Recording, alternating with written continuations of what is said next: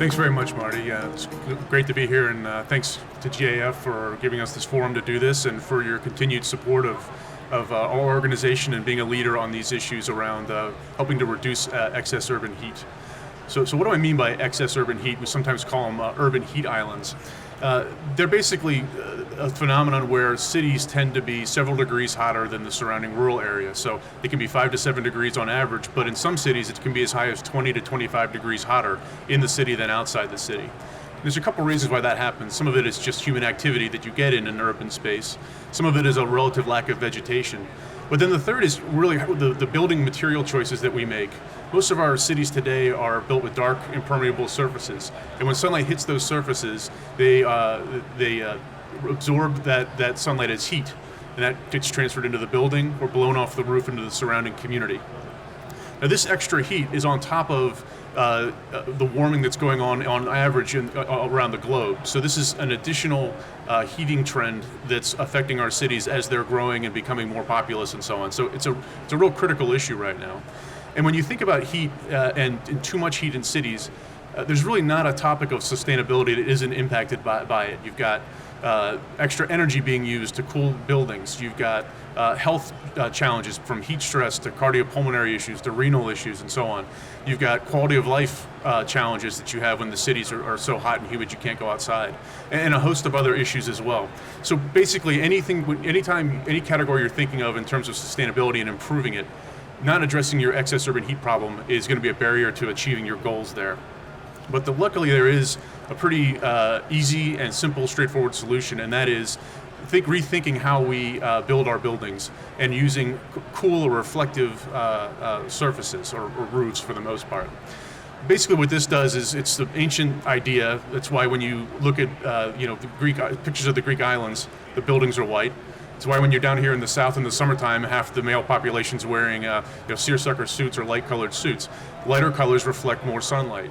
That's reflected sunlight leaves the atmosphere and it doesn't build up heat on the surface, so you get a benefit there. So there's three levels of benefits that we get there. So the first two are pretty obvious.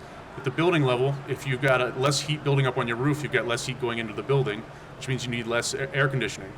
What we find is on a low sloped roof, that's about 10 to 20% reductions in cooling energy.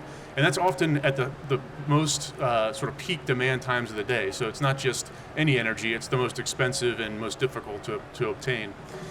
The other piece of it on the building side though is when you get outside the US, there's a tremendous amount of building stock that isn't air conditioned at all. So when you have a white roof, you're actually improving the thermal comfort of that structure. We did some work up in Philadelphia where they were coating row houses with a cool roof. And after that, the second floor, they're reporting 5-degree differences in the temperature on the second floor. And that's a difference between a healthy house and an unhealthy house, especially during a hot summer. We did a similar study in South Africa on a little dwelling, a low-income dwelling out in the middle of the Northern Cape area. And the gentleman that we coated his house, it was a corrugated metal structure.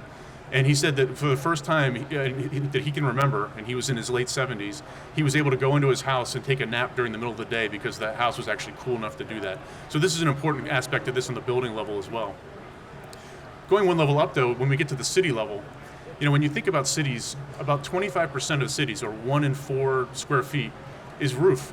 And a lot of that is flat roofs in cities. So this is a tremendous platform for us to be thinking about filling up with technologies and activities that can help us achieve our sustainability goals. And cool roofing, in my mind, is probably the number one way to do that for a variety of reasons. When you are able to cool cities, we found that looking at a study that we did of 4 cities in the US, we did about a 10% increase in reflectivity, which is pretty modest. And we saw reductions in urban temperatures of between 0.5 degree and 2 degrees during extreme heat events. And that meant that a reduction in mortality during those events of between 6 and 10%. So when you think about the fact that that's one heat event, we're getting more and more of those over time. This is a real potent way, just with the choice you've made on the roof, it's already an economical and cost-effective choice, that you can improve urban health. So those are pretty sort of tangible benefits that we know of, but there's another piece to this, and that's at the global level. When you put on a cool roof over a dark roof or instead of a dark roof, that cooling benefit can be sort of thought of as equating to the warming effect of CO2 that's already in the atmosphere. So when you go with a white roof, you can actually offset that warming effect by a total of about half a ton of CO2 per year for every 1,000 square feet of roof that you're doing. And it doesn't matter where that roof is. So in addition to doing it for the economic reasons, for doing it for health and sustainability reasons, it also turns out that reflective roofing is an opportunity to get a short-term, near-term solution to helping to mitigate some of that warming that we're facing at a global level.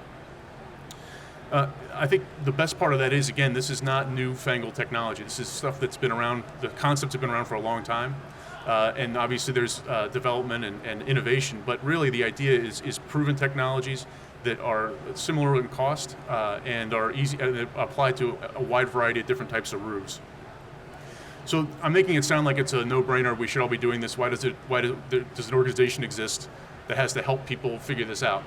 And the reason that is, at least from my end, is that because heat is such a broad spectrum issue, it touches the health department, it touches the energy folks, the environment folks, parks and rec, transportation.